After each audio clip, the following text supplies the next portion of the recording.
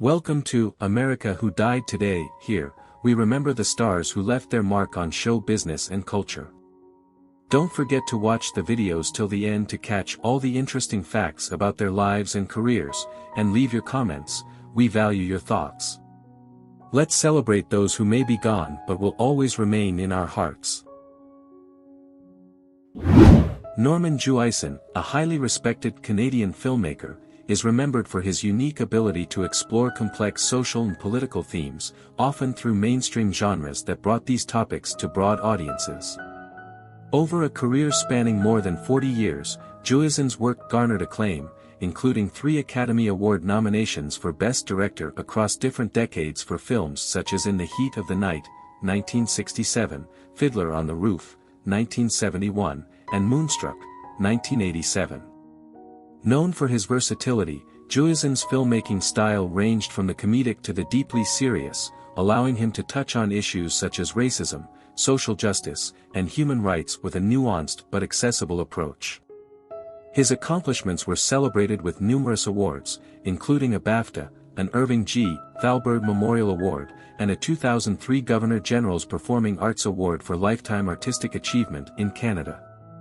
Born in Toronto, Jewison's early career began with CBC television in Canada, before moving to NBC in the United States in the late 1950s.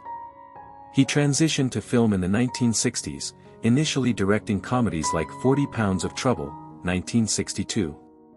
He gained greater recognition with The Cincinnati Kid, 1965, and The Russians Are Coming, 1966, the latter a Cold War satire that received 4 Academy Award nominations. His groundbreaking work in the Heat of the Night, 1967, a powerful portrayal of racial tensions in the American South, earned him an Oscar nomination and established him as a significant voice in socially conscious cinema. Jewison's career continued with a mix of popular successes and culturally impactful films, such as Jesus Christ Superstar, 1973, the provocative dystopian film Rollerball, 1975, and the union drama F.I.S.T., 1978, starring Sylvester Stallone. Throughout his career, Jewison often tackled controversial subjects. A Soldier's Story, 1984, which examined racial discrimination in the military, and Agnes of God, 1985, about faith and mental health, continued his trend of thoughtful and socially relevant filmmaking. Moonstruck, 1987, a romantic comedy starring Cher, brought him further acclaim, showcasing his ability to blend artistic depth with mainstream appeal. Jewison's late career projects included The Hurricane, 1999, which told the story of boxer Reuben Carter and was a stark commentary on racial injustice within the American legal system. His work in television included directing Dinner with Friends, 1999, for which he was nominated for an Emmy. In addition to his directorial accomplishments, Jewison made significant contributions to the Canadian film industry. He founded the Canadian Film Centre in 1988, an institution that has become instrumental in nurturing Canadian talent, producing influential alumni in groundbreaking television and film projects, including Orphan Black. Jewison's legacy lives on through this center in his many works, each marked by his vision to inspire audiences to see themselves and their world through film. His autobiography, This Terrible Business Has Been Good to Me, published in 2003, reflects on a lifetime of dedication to cinematic storytelling and creative exploration. Toriano Adderall, Tito Jackson, a distinguished musician and a key figure in the iconic Jackson 5, left a profound legacy in music, both as part of his family group and through his solo blues career. Born on October 15, 1953, in Gary, Indiana, Tito was the 3rd child of the Jackson family and grew up in a close-knit, musically inclined household.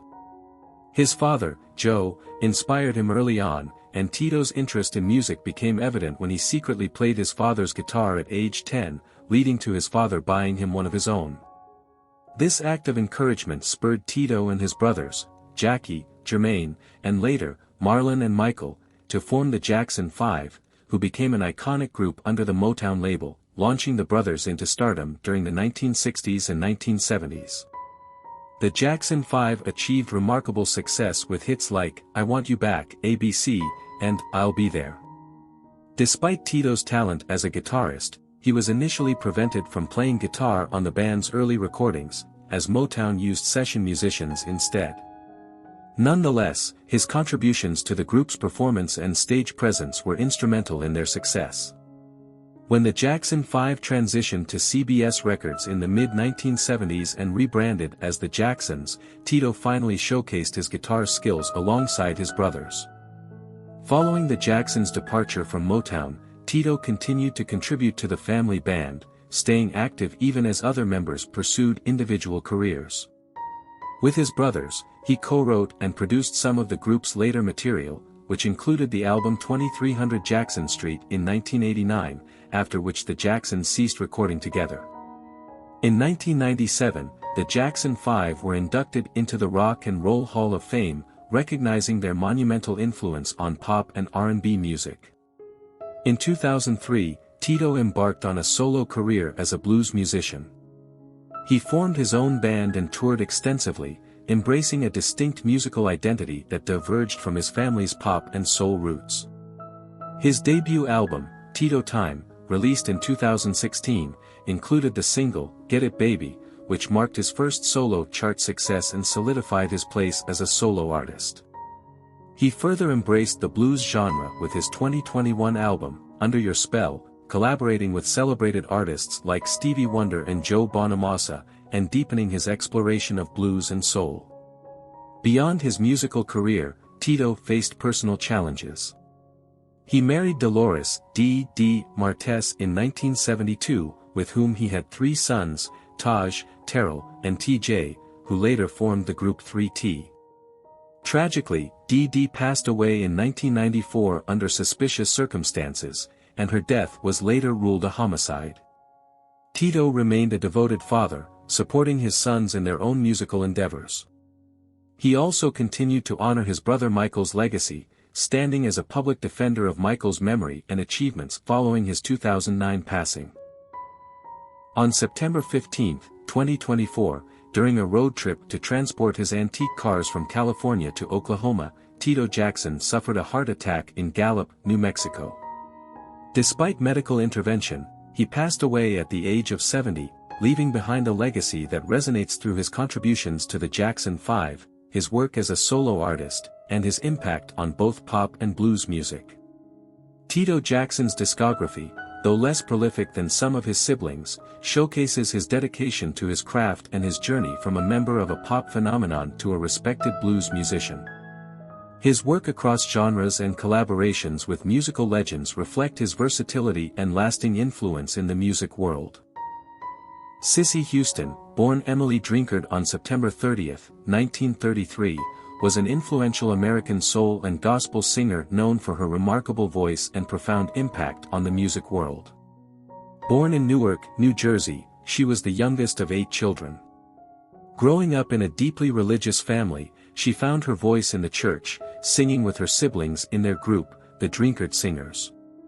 The Drinkard family group, managed by her sister Lee, was one of the first gospel ensembles to perform at the Newport Jazz Festival, bringing a new level of respect and recognition to gospel music.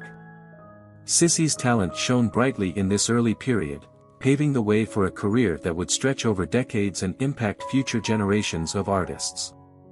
In the 1960s, Sissy Houston joined the Sweet Inspirations, a highly regarded vocal group that provided backup vocals for prominent artists like Elvis Presley, Aretha Franklin, and Jimi Hendrix.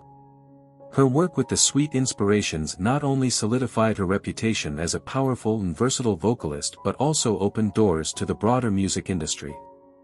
Houston's work with these artists, particularly with Presley during his legendary Las Vegas performances, brought her considerable fame and expanded her musical influence beyond gospel and into the mainstream. Sissy's individual success was profound. In 1970, she launched her solo career, signing with Commonwealth United Records and later with Janus Records. Her albums received critical acclaim and demonstrated her ability to blend gospel roots with popular music styles, including soul and R&B. Her hit songs, such as Think It Over and Tomorrow, showcased her powerful vocal range and emotional depth. Sissy Houston's voice was celebrated for its clarity, control, and expressive richness, making her a beloved figure in the music community.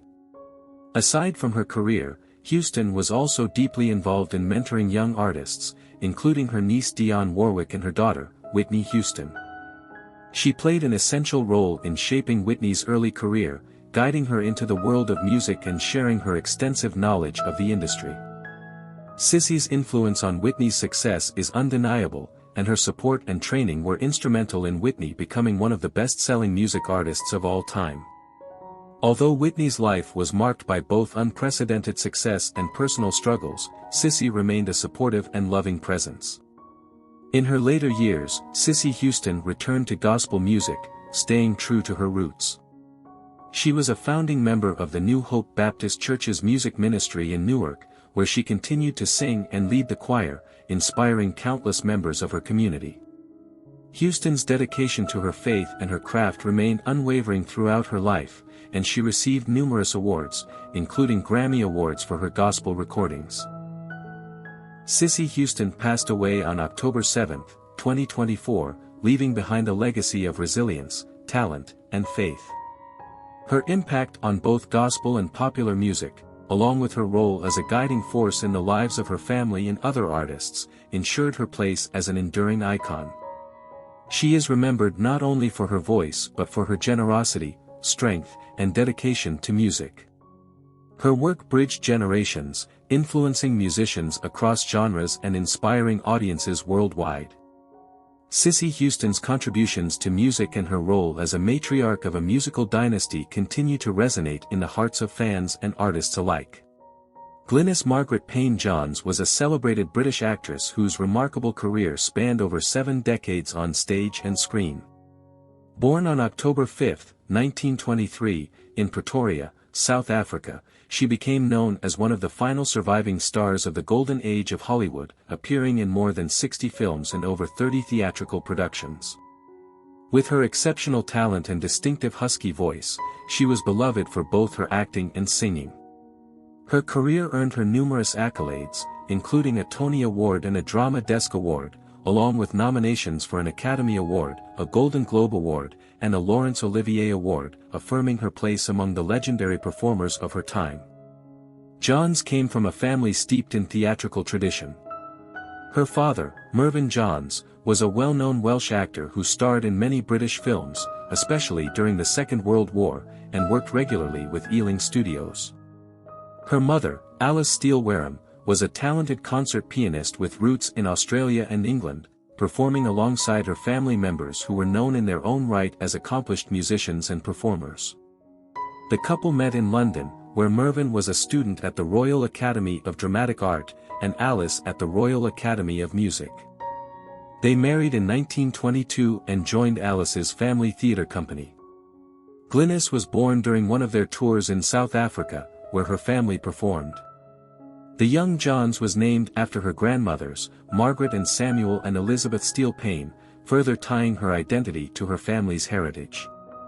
By the age of 5, Johns was already enrolled in ballet at the London Ballet School, where she quickly proved herself a prodigy in dance. She earned acclaim as a dancing wonder in Britain by age 6 and began instructing in ballet at 10. Her passion for dance continued to grow, and by age 11, she had received qualifications to teach ballet. Her goal was to study with Sadler's Wells Ballet at age 12, but her parents prioritized her academic education, enrolling her at Clifton High School in Bristol and later South Hampstead High School in London, where she balanced her studies with daily dance practice at the Cone School of Dancing. Johns would ultimately accumulate 25 gold medals in dance, a testament to her dedication and talent. It was at South Hampstead that she became acquainted with Angela Lansbury, another budding actress who would go on to achieve legendary status in film and television. Johns's debut on stage happened even earlier than most could imagine. She first appeared at only 3 weeks old. She was carried onto a London stage by her grandmother Elizabeth Steele Payne, thereby becoming the 4th generation of her family to grace the theatre.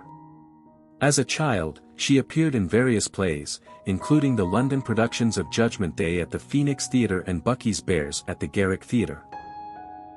In 1936, she caught the attention of a manager and was cast in the short play St. Helena at the Old Vic. She continued to perform on stage throughout her childhood and adolescent years, ultimately transitioning to film at the young age of 15 with South Riding in 1938, where she played the role of Midge Carn. Her rise in British cinema was swift.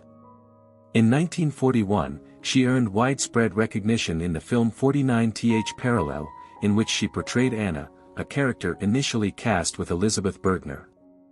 Her performance won her a National Board of Review Award for Best Acting and marked her ascent to international fame. Throughout the 1940s, Johns continued to perform in a variety of roles, including Romanian resistance fighter Paula Palasek in The Adventures of Tartu, 1943, and innkeeper Gwyneth in The Halfway House, 1944, where she starred alongside her father, Mervyn Johns. Her dynamic performances established her as a defining face of British film during the wartime and post-war era, with critics noting her unique charm and energy that seemed to embody the spirit of British womanhood at the time.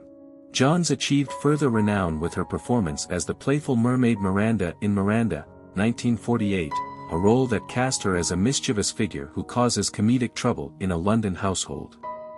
The film highlighted her distinctive voice, graceful screen presence, and comedic timing, qualities that continued to be central in her career. The role of Miranda resonated so strongly with audiences that she reprised it in Helter Skelter, 1949.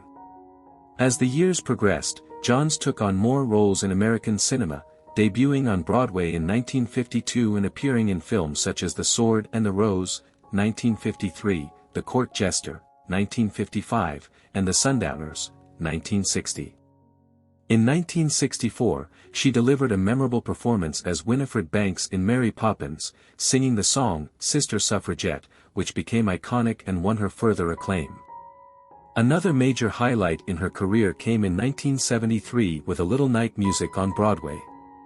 Composer Stephen Sondheim wrote Send in the Clowns specifically for her, a song that has since become one of the most cherished in musical theater history. Her portrayal of Desiree Armfeldt earned her a Tony Award, solidifying her place as a stage legend. Her career extended well beyond stage and screen, as she starred in her own sitcom, Glynis, in 1963.